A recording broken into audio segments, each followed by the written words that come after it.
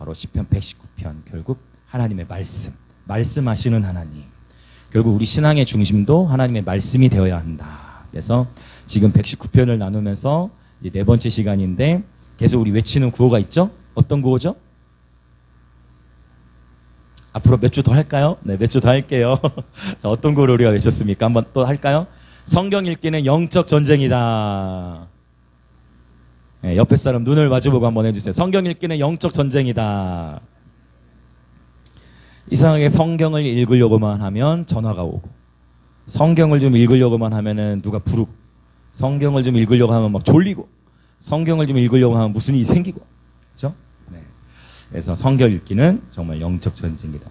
매일의 삶에 일정한 시간을 구별하여서 그것이 새벽이든 아니면 아침이든 아니면 저녁이든 어느 누구에게도 방해받지 않는 나만의 시간을 구별하여서 날마다 말씀을 묵상하고 말씀으로 기도하는 시간을 반드시 훈련해야 된다.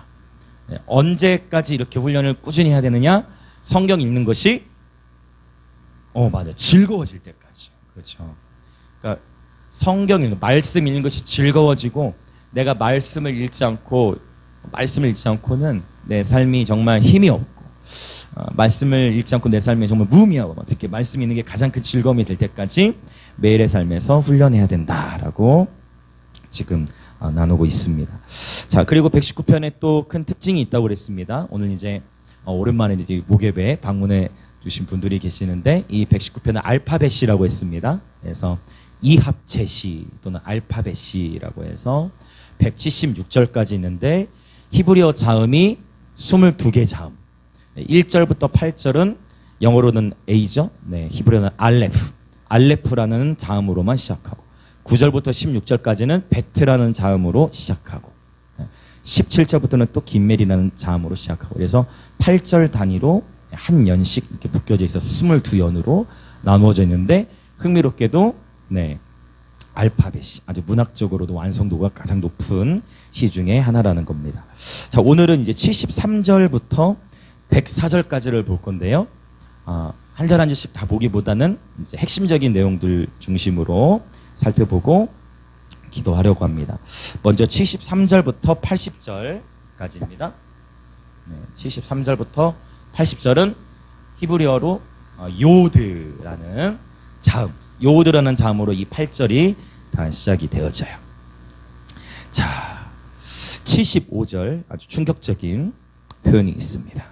75절을 한번 읽어보겠습니다. 시작. 여호와여, 내가 알거니와 주의 심판은 의로우시고 주께서 나를 괴롭게 하심은 성실하심 때문이니이다. 어떤 표현이 좀 마음에 걸리지 않습니까? 지금 75절을 저희가 읽었는데 여러분 마음에 어떻습니까? 이 75절의 말씀이 기쁨으로 다가오십니까? 어떻습니까, 여러분? 주의 심판은 의로우시고 주께서 나를 괴롭게 하심은 성실하심 때문이니이다. 아주 충격적인 표현이죠. 하나님께서 나를 괴롭게 하신다. 아니, 목사님, 하나님께서 어떻게 그러실 수가 있어요? 저 하나님한테 상처받았어요. 제가 우리 다음 세대의 우리 친구들하고 다양한 얘기를 하다 보면 그런 표현을 하는 것들을 봐요. 하나님께 상처받았다는 것이죠. 어떻게 하나님이 그러실 수 있어요? 라고 하는 표현들을 듣게 됩니다. 우리가 성경을 자세히 읽어보면 지금 이런 표현들처럼 우리 그런 거 있죠? 아니, 어떻게 병 주고 약 줄 수 있냐? 병 주고 약 주냐? 친구끼리든 가까운 관계에서든 병 주고 약 주냐? 이런 표현들 쓰는데, 하나님은 때때로 병 주고 약 주시는, 병을 주고 약을 주시는 그러한 일들을 행하시더라 라는 것을 우리가 볼 수 있어요. 그래서 우리가 하나님 말씀을 계속해서 읽고 하나님 말씀의 스토리가 우리 삶에 입혀져야 하는 이유는 뭐냐면, 때때로 하나님께서 저와 여러분의 삶에 고난의 일들을 허용하신다라는 거죠. 지난주에도 우리 잠깐 살펴봤는데, 지난주에 봤던 말씀이 이제 한번 읽어볼까요? 71절 한번 더 읽어봅시다. 71절. 자, 같이 읽겠습니다. 시작. 고난당한 것이 내게 유익이라. 이로 말미암아 내가 주의 율례들을 배우게 되었나이다. 아멘. 그렇죠. 이 고난에 대해서 시편 119편의 1절부터 176절까지 모든 절들에 다 말씀에 대한 표현들이 다 들어있다고 했어요. 말씀 또는 율례 또는 길, 도, 그렇죠? 뭐 율례 또는 규례, 다 하나님의 말씀을 말씀을 의미하는 10가지의 히브리어 단어를 써서 1절부터 176절까지 다 들어있는데, 그러는 와중에 예배자가 겪어야 될 고난과 또 삶에서 경험한 상처들을 극복해야 하는, 근데 그것을 어떻게 극복해요? 바로 하나님의 말씀을 붙들므로 극복해 나가는 그런 여정들이 기록되어 있다는 것입니다. 하나님께서 나를 괴롭게 하심은, 이 표현이 어떻게 보면 우리가 신앙생활 하는 데 있어서 이 표현을 극복해야만 합니다. 여러분, 이 말씀에 아멘이 되어질 수 있으시기를 예수님 이름으로 축복합니다. 하나님은 우리가 요한복음 11장입니까? 예수님께서 나사로와 친분이 원래 있으셨는데, 이 나사로가 병에 걸려서 죽을 병에 걸렸죠. 그때 마리아와 마르다는 빨리 예수님 오시라고 사람을 보내요. 근데 예수님 빨리 와요, 안 와요? 빨리 와요. 성경에 보니까 예수님께서 일부러 안 가셨다고 했어요. 어느 때까지 기다리신 거예요? 나사로가 죽을 때까지. 그렇죠? 나사로가 죽을 때까지 일부러 안 가셨어요. 그러니까 하나님 병 주고 하나님 병 주고 약 주는, 항상 병 주는 건 아니지만, 항상 이렇게 어떤 고난을 주시는 건 아니지만, 어떠한 계절, 우리 인생의 계절 가운데에 고난이라는 걸 통해서 우리를 성숙시키고, 그렇죠? 고난이라는 걸 통해서 우리를 성숙시켜 가시고, 고난이라는 걸 통해서 우리 삶이 하나님의 부르심의 자리에 온전히 설 수 있도록, 그 하나님이 우리를 부르신 자리를 견딜 수 있도록, 깨지지 않는 그릇, 정결한 그릇이 될 수 있도록 우리 삶 가운데 고난을 허락하신다는 거죠. 여러분, 나사로가 지금 오라비가 죽게 생겨가지고 마리아와 마르다가 엄청 화난 거 아시죠? 원래는 마리아가 그 이전에 본문까지 보면은 마르다보다 굉장히 또 우월하게 나왔단 말이에요. 그렇죠? 마르다, 예수님이 그 나사로 집에 왔을 때 마리아는 벌써 예수님 발치 앉아가지고 말씀을 듣고 있고, 마르다는 뭐하고 있었습니까? 마르다는 주방에서 열심히 요리를 하고 있었단 말이에요. 그때 예수님이 뭐라고 말씀하셨어요? 마르다야, 마르다야, 오른편을 택하라. 응? 그러면서 말씀을 듣는 것이 더 낫다라고 말씀하실 때 마르다가 솔직히 좀 기분이 상할 수 있잖아요. 마르다는 누굴 위해 음식을 준비하고 있는 거예요? 예수님의 음식 준비하고 있잖아. 그런데 그때는 마리아가 월등한 것 같았지만 나사로가 죽을 지경이 되어졌어. 예수님 와요, 안 와요? 안 와. 마리아가 화가 났어요. 아니, 지금 예수님이 오시면 우리 오빠 바로 살아날 건데 예수님이 안 오시는 거야. 그 예수님이 딱 오셨을 때도 마리아가 뭐라고 합니까? 마리아가 얘기하죠. 주님이 진작 오셨으면 우리 오빠 안 죽었을 건데 왜 이제 오셨냐고 마리아가 표현하는 거예요. 그렇죠. 그러니까 마리아도 이해를 하지 못한 거예요. 근데 예수님은 일부러 늦게 오셨다. 그리고 나사로가 진짜 죽고, 예수님의 계획은 뭐였어요? 나사로가 죽고 난 이후에 나사로야 나오라, 나사로야 나오라 했을 때 나사로가 수족을 배로 동인 채로 걸어서 나오는 그 모습을 보고 하나님께서 영광 받으셨더라라는 표현을 하고 있습니다. 그때 성경이 기록하기를 나사로가 죽을 병에 걸린 것은 하나님의 영광을 나타내기 위함이다라고 성경은 표현하고 있습니다. 할렐루야. 네, 이제 그러면 좀 이 말씀이 좀 더 이해가 되죠? 주께서 나를 괴롭게 하심을.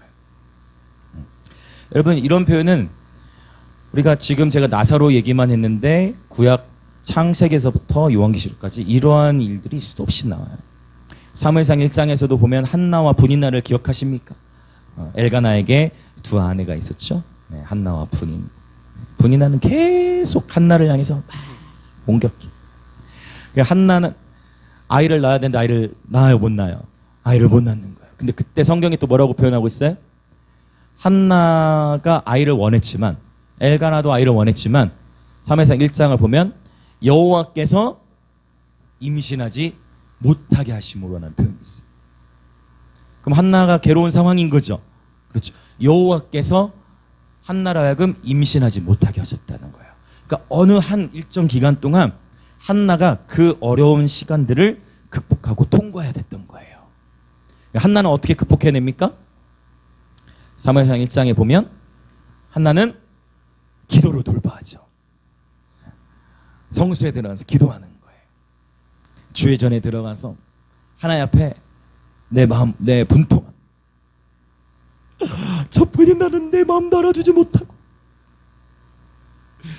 울부짖으면서 하나님 돌아면서 펑펑 울면서 하나님 저뿐이 내가 나를 내 마음도 알지 못하고 비방하고 있어. 하나님 내 마음을 받아주세요 하면서 하나님 막 기도를 하는데 이 모습을 봤던 바로 누구? 바로 엘리 제사장. 엘리 제사장이 와가지고 어떻게 합니까? 한나를 보고 뭐라고 얘기했어요? 여기서 상처가 더 극대화돼. 안 그래도 지금 분이나 때문에 상처받아가지고 너무 힘든데 엘리 제사장이 와서 뭐라고 해요? 아니 이 여자가 지금 어디 지금 성전에 술주정하고 있어. 성전에 어디 지금 술 취해가지고 지금 성전에 들어와가지고 상처를 극대로. 제가 보니까 성도끼리 받은 상처는 그래도 좀 극복하는데 목사님에게 받은 상처는 더 어려운 것 같아요. 네, 그래도 목사님들 말도 조심해야 되는 것 같아요.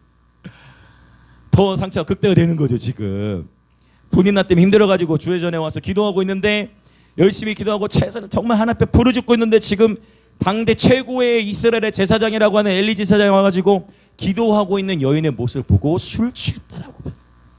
그렇죠.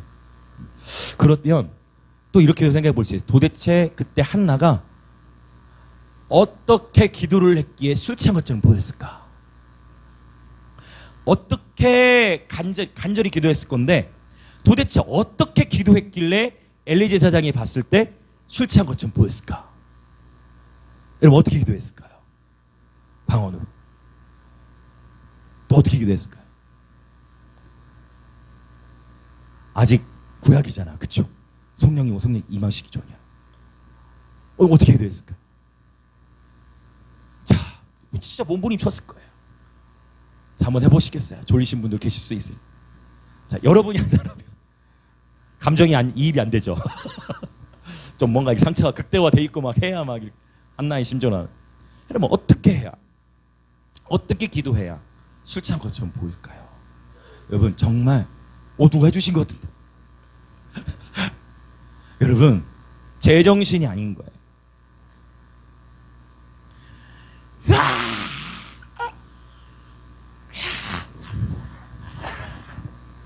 뭐 부셔뜨린지도 모르겠어. 술 취한 사람 많이 보셨나요? 저는 보면서 자랐습니다. 여러분 어떠십니까?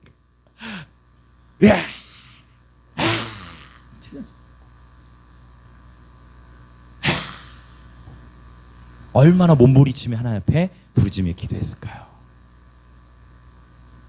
안 그래도 서러운데 제사장 술 취했다고. 그때 한나가 어떻게 합니까? 그럼에도 불구하고 엘리자한테 나 이제 다시는 하나님 압니다 이렇게 했나요? 아니죠. 어떻게 했습니까? 에이 더러워서 못 해먹겠다 다시 기도 안 해 했나요? 아니죠. 어떻게 했죠? 엘리 제사장을 존중해요. 그렇지 않냐입니다. 저는 지금 저의 원통한 마음을 하나님께, 여러분 이럴 때 이렇게 침착하게 얘기하는 게 결코 쉬운 일이 아닙니다. 여러분 내 마음이 힘든 상황에서 누가 탁 건들면 그때 절제, 그때 정제된 표현 굉장히 어려워요. 내 마음이 요동하고 있을 때 누가 탁 건들면 여러분 짜증이 나요 안 나요? 짜증 나죠? 지금 내 마음이 지금 너무 요동치고 힘든 상황 속에 있는데 누가 자꾸 막 찝적대고 막 자꾸 건들고 오해하면 힘들어요 안 힘들어요? 힘들죠. 근데 한나가 거기서 자기 감정을 절제하면서 저는 지금 원통한 하나님 앞에 토로하고 있는 것뿐입니다 라고 정중하게 표현을 해요. 그래서 엘리 제사장이 어떻게 해요? 이제 사과를 하면서, 여기 이 부분이 중요해요. 엘리 제사장이 한나를 축복합니다. 그리고 놀라운 영적인 원리, 엘리 제사장의 축복을 받고 신기하게 집에 갔거든요. 그러고 나서 바로 한나가 임신을 하게 되어지는 거예요. 그리고 한나 임신했고 아이를 낳았는데 그 아이 이름이 누구죠? 그 아이 이름이 누구죠? 한나의 이름? 우리 셀 리더님들 그 한나의 아이 이름이 누구죠? 사무엘이죠. 사무엘. 바로 그 사무엘이 태어나는 거예요. 여러분 그래서 지난주에 이거 시편 강의하면서 그 얘기를 나눴는데 부르심이 클수록 한번 따라해 봅시다. 부르심이 클수록 골짜기가 깊다. 산이 높을수록 높은 산일수록 골짜기는 더 깊을 수밖에 없는 거예요. 하나님께서는 바로 사무엘 선지자의 출생을 앞두고 그렇죠? 여러 다양한 측면으로 연단을 허락하시고 한나의 마음도 다루시고 한나의 집안 전체를 다루신 겁니다. 그런데 여러분 꼭 그래서 우리가 신앙생활 할 때 중요한 원리가 있는데 한번 또 따라해 봅시다. 하나님께서는 불완전한 지도자를 세우셔서 나도 다루시고 그 불완전한 지도자도 다루신다. 이 원리예요. 그래서 이 한나가 아주 정말 여러분 이제 제가 오늘 뭐 즉흥적으로 나눴지만 사무엘상 1장 2장에 있는 얘기가 이 이야기예요. 그래서 때로는 여러분이 기도하고 하나님 앞에 마음을 토로하며 나아가는데 때로는 옆에 사람들이 그 마음을 이해할 때도 있겠지만 이해 못할 때가 더 많을 거예요. 어쩌면은 교회에서 막 울면서 기도하고 있는데 무슨 일이 있나 막 하면서 수근수근하고 그럴 수도 있어. 근데 저는 우리 목요 예배 하나님 목요 예배 좋은 이유가 뭐냐면 여기서는 서로 소리 지르고 있으니까 서로 같이 기도하니까 옆에 사람은 신경 쓸 필요가 없어. 마음껏 그냥 하나님 앞에 다 일러도 돼요. 때는 그렇지 않습니까? 우리가 기도를 막 마음껏 하고 싶은데 내가 하는 기도 소리를 옆에 사람이 들을까봐 그게 못할 때도 많잖아요. 근데 뭐 이건 뭐 음악이 시끄러가지고 뭐 전등도 막 다 흔들리고 하도 우퍼를 크게 틀어가지고 전등도 막 흔들려요. 그러면서 막 그게 음악이 크니까 내가 막 내 옆에 사람에 하나님 제가 나 힘들게 해요. 이런 기도해도 들려요 안 들려요? 아니 안 들리는 거예요. 하나님 앞에는 모든 걸 다 토로하는 거예요. 사람 앞에 감정을 잘못 토로하면 오히려 더 힘들 수 있지만 여러분 하나님은 저와 여러분의 마음을 언제나 받아주시는 분이 좀 믿습니다. 그래서 예레미야에 보면 그 말씀 예레미야에 가요. 너는 너의 마음을 물 쏟듯이 하나님 앞에 토하라. 물을 쏟듯이 너의 마음을 하나님께 토하라. 여러분 하나님께 무엇이든지 저와 여러분의 마음을 다 토해내시기 축복합니다. 하나님은 그거 다 받으시고도 남습니다. 그분의 마음은 바다보다도 넓으십니다. 할렐루야. 그분의 마음은 하늘보다도 높으세요. 그분은 저와 여러분의 마음을 다 받아주십니다. 저와 여러분의 투정 다 받아주세요. 아멘. 네, 저와 여러분의 투정도 하나님은 다 받아주십니다. 그래서 하나님 앞에 여러분 기도로 돌파해내는 예배들 되시길 예수님으로 축복합니다.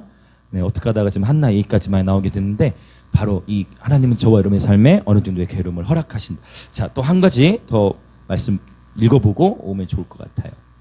자, 이사야 45장 7절을 한번 읽어보고 네. 다시 시편으로 돌아옵시다. 이사야 45장 7절. 이사야 45장 7절 같이 읽겠습니다. 시작. 나는 빛도 짓고 어둠도 창조하며 나는 평안도 짓고 환난도 창조하나니 나는 여호와라. 이 모든 일들을 행하는 자니라 하였노라. 아멘.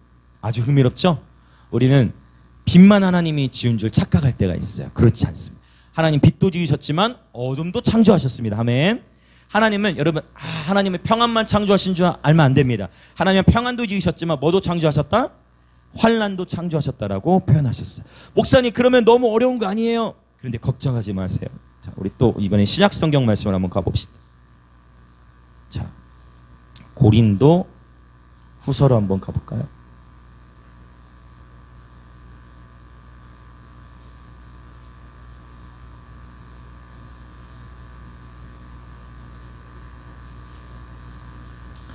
사람이 능히 감당할 시험 받기에는 허락지 않으신다가 전서였나요? 자, 제가 지금 적고 있네요. 죄송해요. 고린도 전서네요.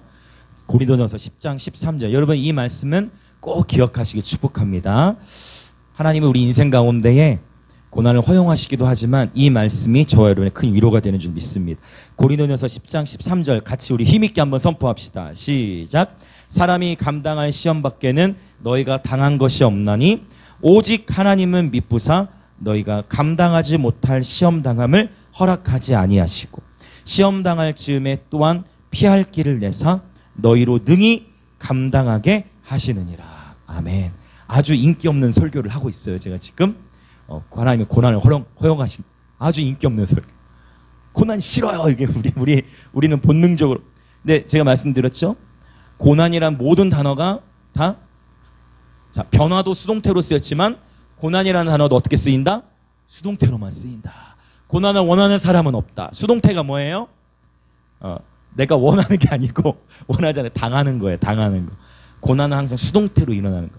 수동태. 원하지 않지만 고난이 오는 것이죠. 자, 이 13절 말씀을 꼭 기억하십시오. 그러나 그럼에도 불구하고 하나님께서는 감당할 시험밖에는 우리에게 당한 것이 없고 하나님은 신실하셔서 감당하지 못할 시험당함을 허락지 아니하신다라는 것입니다. 그러므로 여러분 힘을 내십시오. 자, 옆에 사람 보면 인사합시다. 주 안에서 힘내십시오. 아멘. 하나님께서 당신에게 새 힘을 주실 것입니다. 아멘. 그래도 힘이 안 나죠. 목사님 그래도 힘들어요. 여러분 하나님을 신뢰하십시오. 하나님을 신뢰하십시오. 자, 이제 시편 119편으로 돌아와 봅시다. 자, 이러한 상황 속에서 이 시편의 예배자는 자, 어떻게 또 고백하고 있는지 봅시다. 자, 77절. 77절 읽어봅니다. 시작. 주의 긍휼히 여기심이 내게 임하사 내가 살게 하소서. 주의 법은 나의 즐거움이니이다. 아멘. 자, 옆에 분들 또 인사합시다. 하나님의 말씀이 우리의 즐거움입니다. 왜 계속 이렇게 인사하게 하냐면 말이 곧 영이기 때문에. 요한복음 6장에 내 말이 곧 영이요 생명이라고 했어. 계속해서 입술로 선포하다 보면 처음에는 이게 안 믿어지기도 하고 처음에는 막 왜 이걸 계속 따라야 되나 하다가 어느 순간에 내가 말하면 내가 먼저 듣는 거예요. 소리는 진동을 통해 일어나잖아요. 내 입에서 나오면 그 진동이 나를 먼저 때리고 나가는 거예요. 그렇죠? 내가 말하면 그 소리를 내가 제일 먼저 들어요. 네. 그래서 계속 외치다 보고 선포하다 보면 결정적일 때, 위급할 때 그게 딱 생각이 나요. 여러분 축복합니다. 네, 바로 그거예요. 자, 하나님의 말씀이 저와 여러분의 정말 즐거움이 되기를 간절히 축복합니다. 그러면 삶에 이미 돌파가 온 것입니다. 지난주 중에도 또 어떤 청년과 또 이런저런 교제하면서 이야기를 나누는데 그 청년분이 지금 자신의 굉장히 인생에 있어서 진지한 고민을 하고 또 어려운 일들을 통과하는 과정 속에서 말씀을 보기로 작정하고 말씀을 계속 읽는데 지난주에 우리 목요일에 나눴던 말씀처럼 말씀을 통해서 스스로 위로한다는 본문을 봤잖아요. 말씀을 보고 있는데 그 말씀이 이렇게 스스로 위로가 되더래요. 할렐루야. 여러분 축복합니다. 하나님의 말씀이 저와 여러분을 위로하십니다. 그리고 하나님의 말씀을 통해 스스로 위로하는 훈련이 되어지시길 예수님으로 축복합니다. 네, 말씀을 읽으면서 스스로 위로하는 훈련. 자, 역시 이번 단락에서도 여전히 영적 전쟁이 있다. 78절에 보면 자, 78절 또 읽어봅시다. 시작. 교만한 자들이 거짓으로 나를 엎드려뜨렸으니 그들이 수치를 당하게 하소서. 나는 주의 법도들을 작은 소리로 읊조리리다. 역시 또 하나님의 말씀대로 살아가고 있지만 그럼에도 불구하고 교만한 자들이 또 거짓으로 치려한다. 제가 성경을 읽으면서 깨달은 것이 있는데 항상 이 교만과 거짓은 함께 갑니다. 네. 이 부분을 더 설명하지는 않겠지만 교만과 거짓이 함께 가요. 지금 교만한 자들이 거짓으로 나를 엎드렸다고 했죠. 그렇죠? 교만과 거짓이 함께 간다. 이런 패턴이 다윗의 삶 속에도 많이 나타나고 그렇죠? 사무엘상 하에서 우리가 많이 제가 이 목요일을 통해서도 살펴봤던 것 같아요. 자, 여전히 나는 하나님의 말씀 붙들려고 하지만 나를 향한 비방이 있고 그렇죠? 영적 전쟁들이 있다라는 것입니다. 자, 이제 그 다음 단락으로 넘어가 볼게요. 이제 81절부터 88절이 81절부터 88절 여기도 보면은 이제 히브리어 자음 카프라는 단어로 또 시작하는 거야. 네. 그래서 굉장히 하나님 말씀이 정교하게 구성되어 있다라는 거예요. 자, 81절부터 88절은 카프라는 단어로 시작을 하는데 81절과 82절을 같이 읽겠습니다. 시작. 나의 영혼이 주의 구원을 사모하기에 피곤하오나 나는 주의 말씀을 바라나이다. 나의 말이 주께서 언제나 나를 안위하실까 하면서 내 눈이 주의 말씀을 바라기에 피곤하니이다. 81절, 82절에 반복되는 단어가 뭡니까? 말씀인 단어가 반복되지만 그 앞에 어떤 단어가 반복돼요? 그렇지, 피곤. 여러분, 저도 코로나를 2번 걸리면서 이전보다 체력이 뭔가 약해진 것 같아요. 여러분 어떠실지 모르겠죠. 여러분, 오늘 이 시대에 보면 이 피곤과의 싸움이 만만치 않은 것 같습니다. 여러분 어떠신지 모르겠어요. 이 피곤함. 피곤하면 말씀을 보고 싶습니까? 아니면 자고 싶습니까? 솔직하게. 육체가 피곤하면 말씀 보고 싶어요? 하면 자고 싶어요? 피곤하면 자고 싶어지죠. 근데 오늘 시편 119편의 저자, 저는 다윗으로 보는데 지금 어떻게 다윗이 이 저자는 피곤하오나 주의 말씀을 바라나이다. 육체적으로 피곤한 상태에서 말씀을 바라고 있습니다. 82절에도 역시 피곤이라는 단어를 쓰고 있는데 지금 그러니까 이 얘기는 뭐냐면 시편 119편 뭐 굉장히 길잖아요. 근데 계속 반복되는 전쟁들이 있는 거예요. 1절부터. 그럼 반복되는 여러 어려움, 지금 119편이 이제 4번째 시간이니까 어떤 어려움들이 있었는지 우리가 쭉 나눠왔습니다. 그러니까 이제 감정이 완전 무너진 거예요, 이제. 너무 피곤하고 이제 지치는 거예요. 그런 적 있으세요? 신앙생활 하면서? 내가 기도해도 막 응답이 좀 더디고, 뭐 계속 어떤 반복돼. 이 옛 사이클이 반복돼. 막 그러다 보면 더 지치고, 피곤함을 느끼고, 무기력해지고. 그렇죠? 그러한 상황 속에서 이 예배자는 주의 말씀을 더욱 바라고 있습니다. 참 쉽지 않죠. 자, 자신의 감정이 어느 정도까지 지금 상해져 있는 상황이냐? 83절에 흥미로운 표현이 있어요. 같이 읽습니다. 시작. 내가 연기 속의 가죽 부대같이 되었으나 주의 율례들을 잊지 아니하나이다 라고 했습니다. 자, 연기 속의 가죽 부대라고 했죠.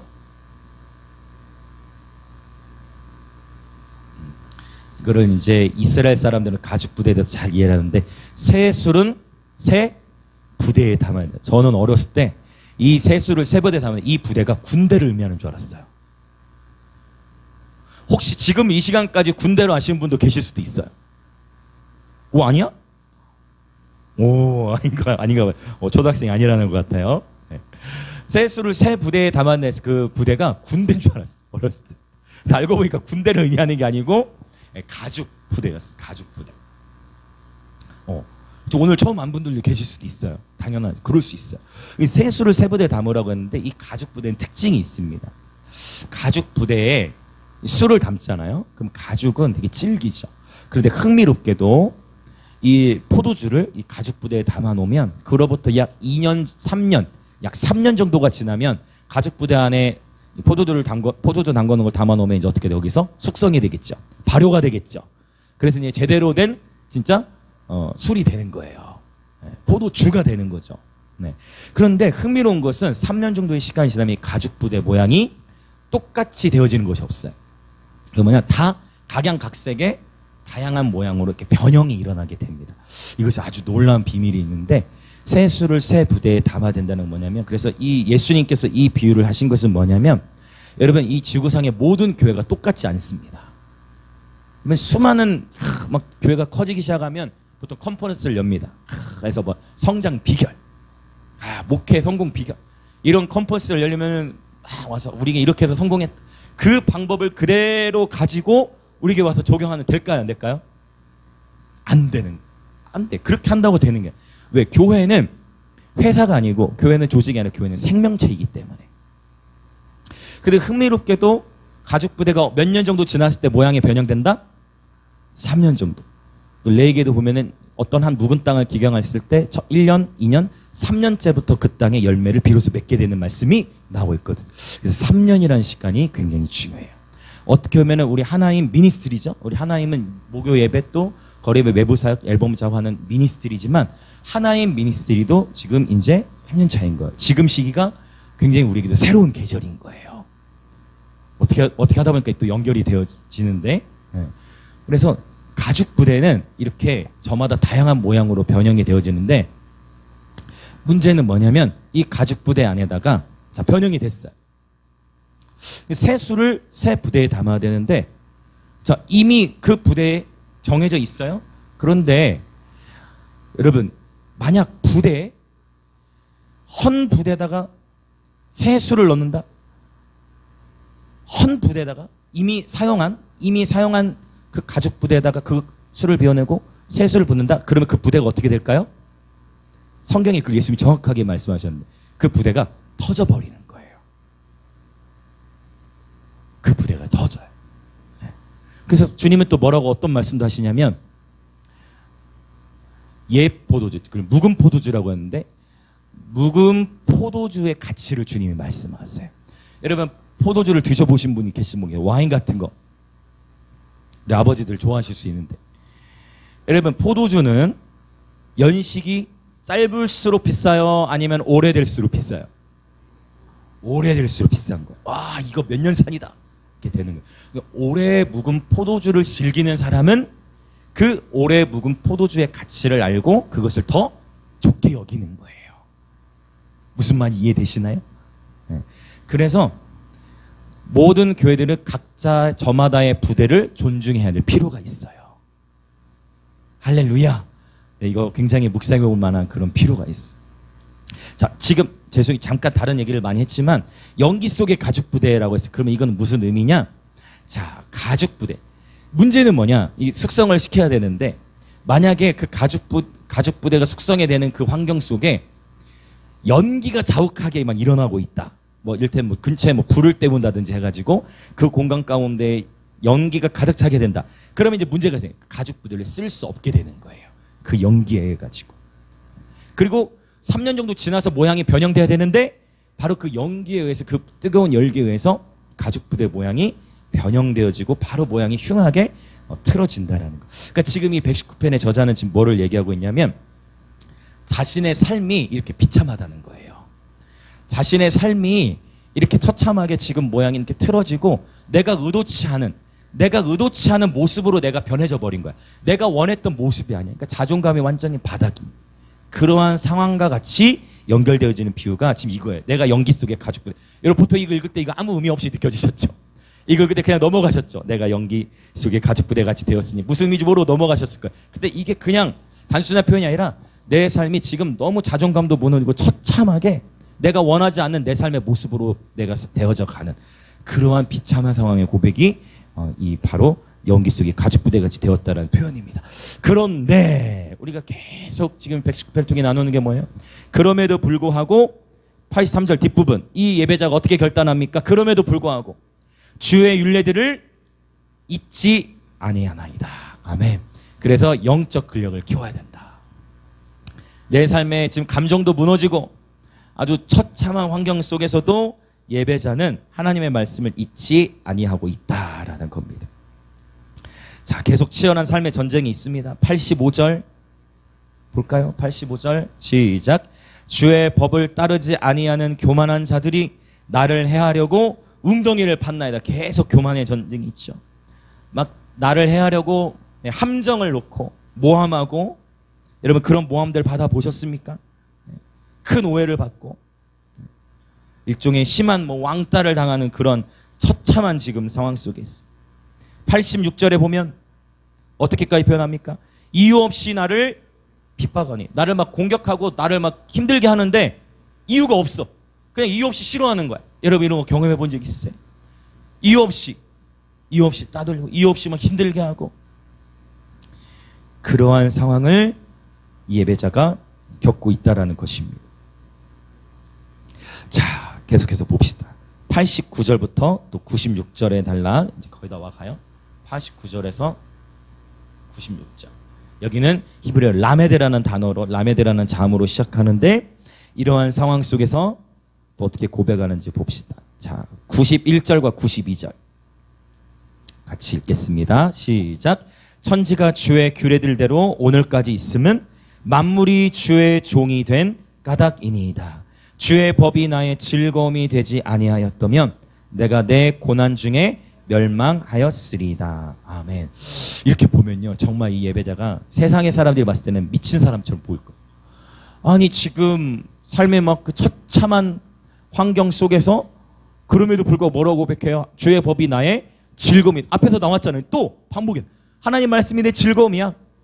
근데 여전히 나를 향해 공격하는 사람이 있고 비방이 있고 내 자존감은 바닥이에요. 내가 원하는 삶의 모습이 아니야. 내 삶의 환경이 아니야. 그럼에도 불구하고 하나님의 말씀이 내 즐거움이라는 거예요. 91절의 고백이 너무 놀라운 것은 만물이 주의 종이 된 까닭이니이다.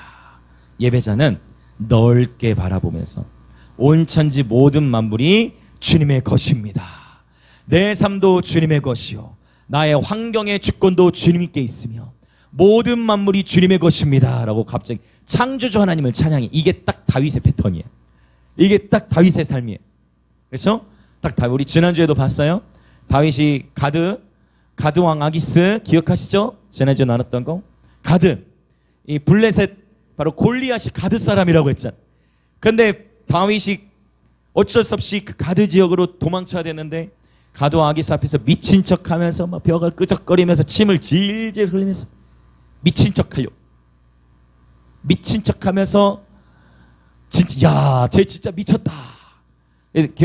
그 지난주에 말씀에 기억하시죠? 미친 사람은 안 건드렸다고. 왜? 미친 사람 건들면 그 귀신이 그 미친 사람 죽였다가 그 사람에게 있던 귀신이 나에게 올 거라 생각했기 때문에 이방의 가드 블레셋 사람들이 다윗을 그래서 안 죽인 거예요. 골리앗을 죽인 다윗이잖아요. 골리앗이 가드 사람이니까. 그러니까 가드 사람들은 다윗을 죽이려고 했는데 다윗을 안 죽인 거예요. 왜? 미친 줄 알아가지고. 그래서 안 죽인. 근데 미친 척하고 살아나와가지고 나와서 시편 34편을 지은 거예요. 시편 34편 고백이 뭐예요? 나와 함께 여호와를 광대하시다 찬양하세. 오늘 불렀던 딱 그 찬양. 다 주의 크신 이름 높이며 우리에게 행하신 위대한 일 감사하세. 이게 시편 34편 찬양. 주 여호와는 광대하시다. 가드왕 앞에서 침 질질 흘리면서 침 질질 흘리고 벽 끄적끄적 끌려 미친 척 해가지고 나온 다음에 나와 함께 하나님의 광대하심을 찬양하자. 이게 딱 119편에 그 예배자의 고백과 딱 똑같아. 천지가 주의 규례들대로 오늘까지 있으. 만물이 주의 종입니다. 주의 법이 나의 즐거움입니다. 아멘. 예배자가 하나님의 말씀을 붙들고 자신의 삶의 어떠함을 돌파하며 나아가고 있는 장면인 것입니다. 자, 이제 마지막 달라 보고 기도하겠습니다. 97절부터 104절은 히브리어 맴이라는 단어를 쓰는데 97절부터 104절 자 마지막 단락이에요.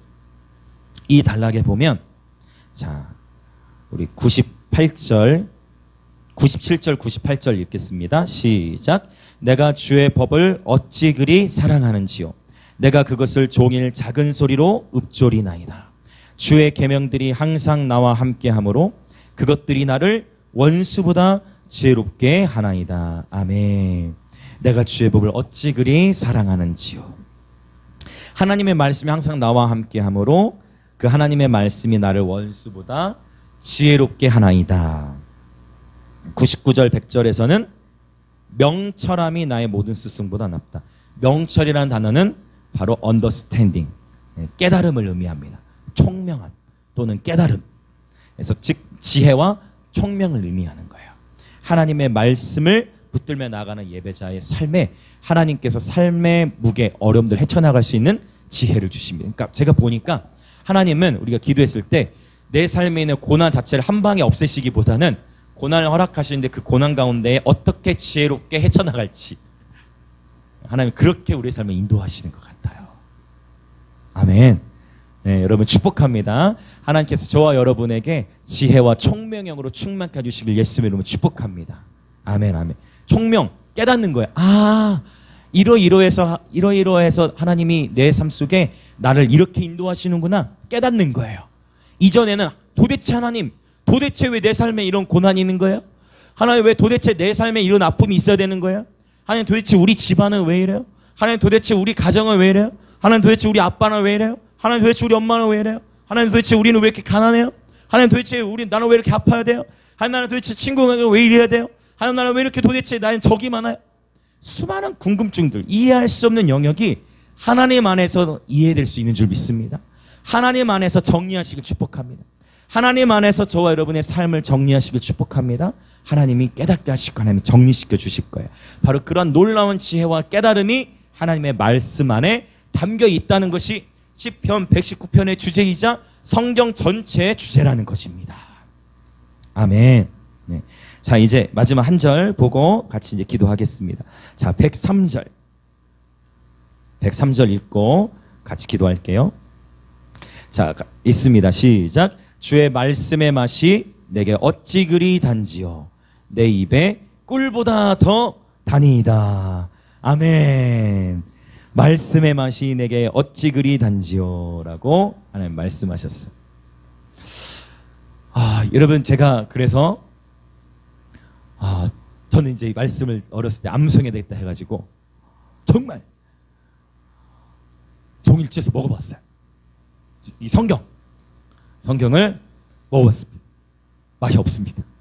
여러분, 절대 그 간절함으로 나름대로 그런 거 해본 적 있어요? 고시공부 하시면 산에 들어가죠. 요즘은 산에 들어서 공부하지, 도서실로 가지.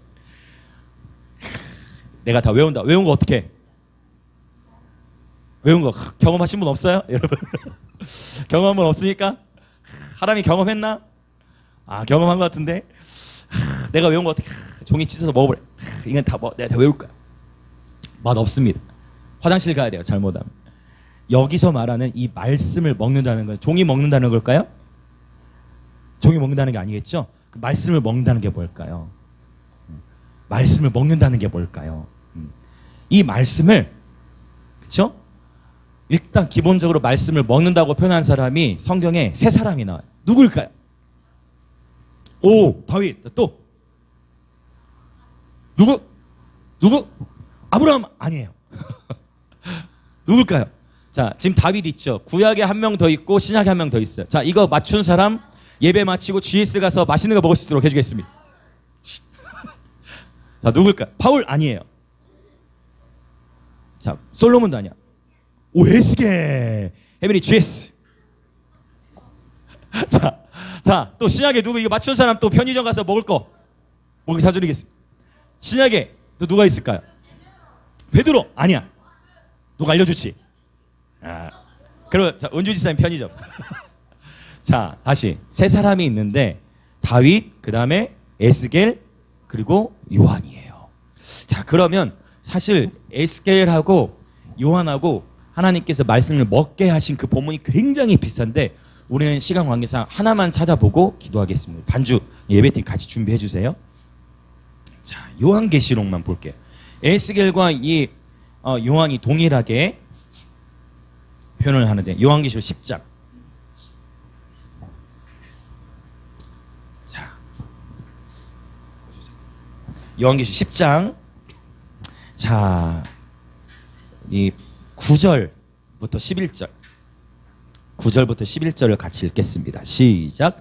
내가 천사에게 나아가 작은 두루마리를 달라 한즉 천사가 이르되 갖다 먹어버리라.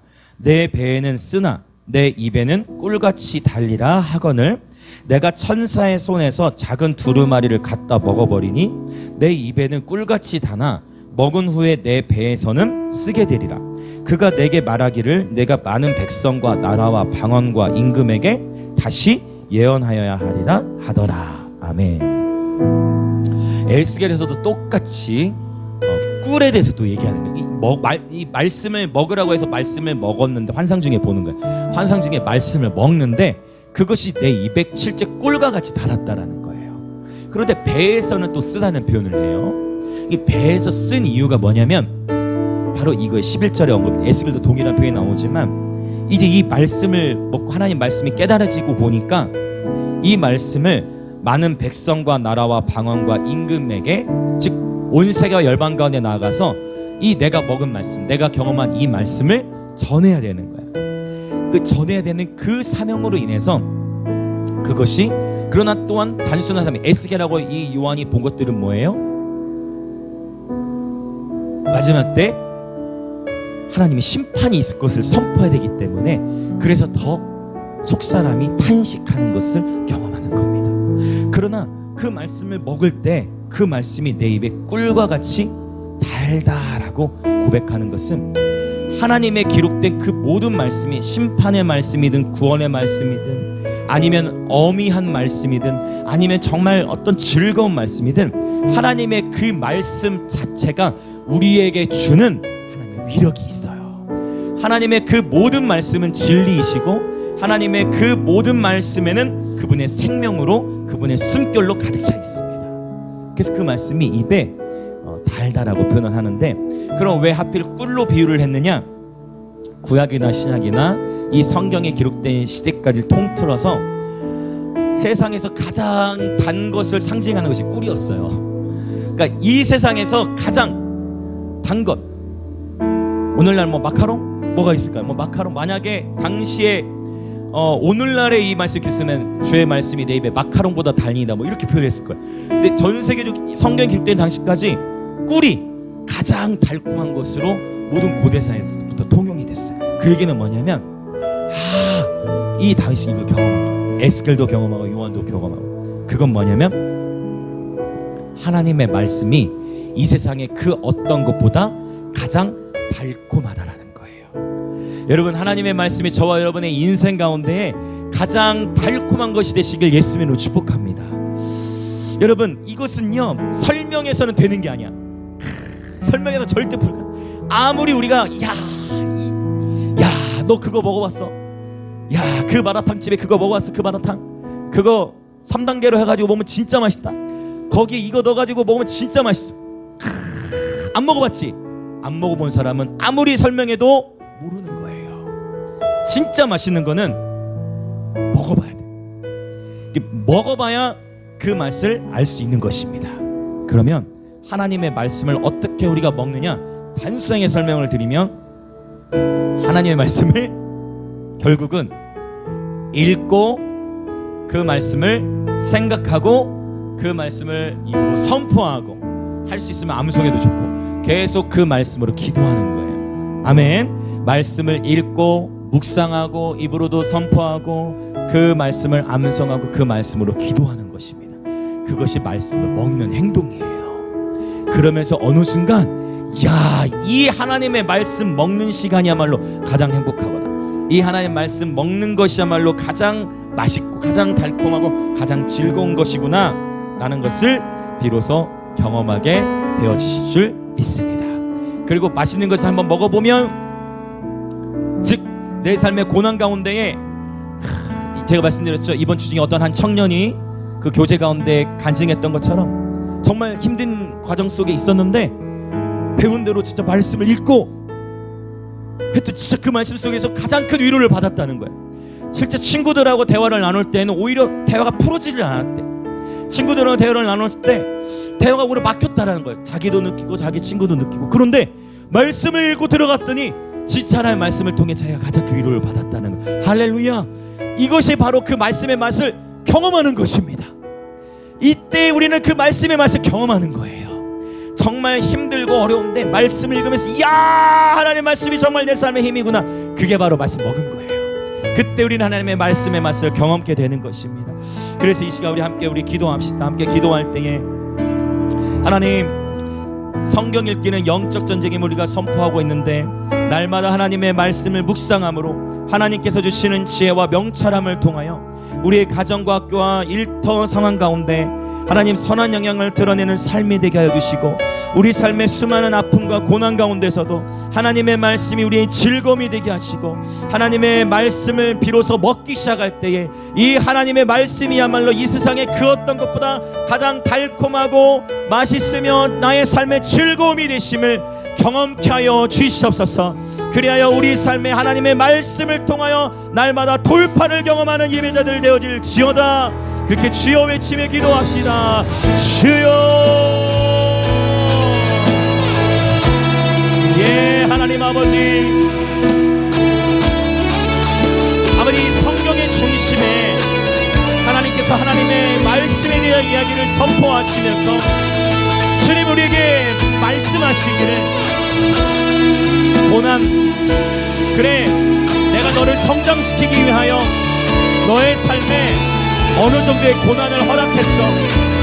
우리는 우리 삶에서 일어나는 수많은 갈등과 고난과 아픔, 상실을 다 이해할 수 없습니다. 그래서 오늘 또 하나님 아버지의 마음을 구합니다. 그래서 오늘 또 하나님의 길들을 알기 원합니다. 주님이 말씀하셨습니다.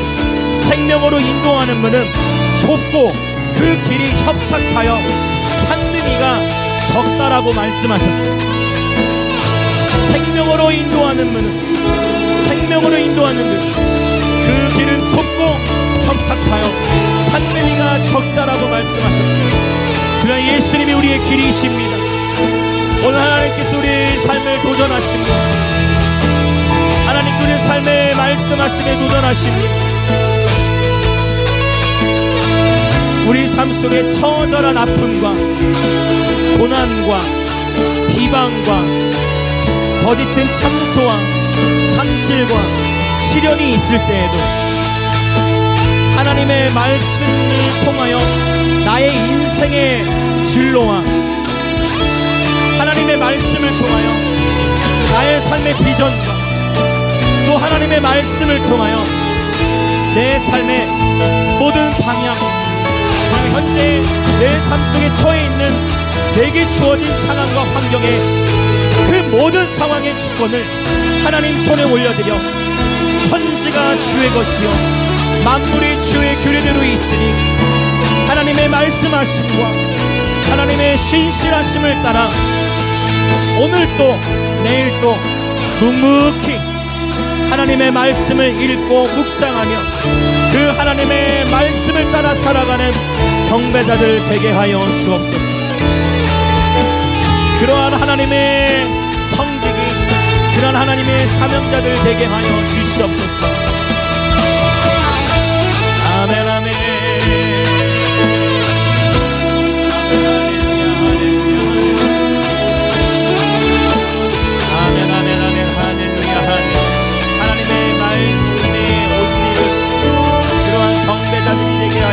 주시옵소서. 하나님의 선하신 말씀을 경험하는 예배자들 되게 하여 주시옵소서. 하나님 고난 가운데에서 하나님의 말씀이 주는 위로를 경험하여 날마다 나 스스로 하나님의 말씀을 통해 위로를 받고 하나님의 말씀이 우리 삶에 가장 큰 즐거움이 될 때까지 그 말씀의 달콤함을 경험할 때까지 하나님의 말씀을 붙들고 살아가는 예배자들 되게 하여 주시옵소서. 아멘 아멘 아멘 할렐루야 할렐루야.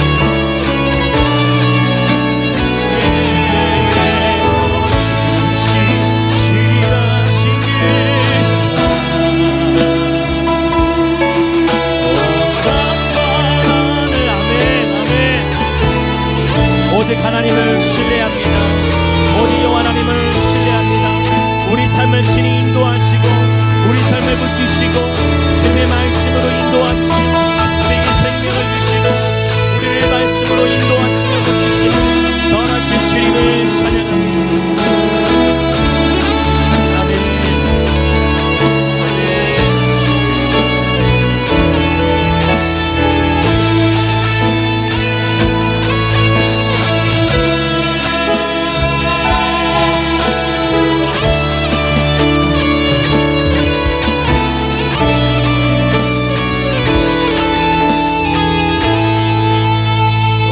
한 번 더 나같이 동성으로 기도하고 이제 자유롭게 기도함으로 오늘 예배를 마치려고 합니다.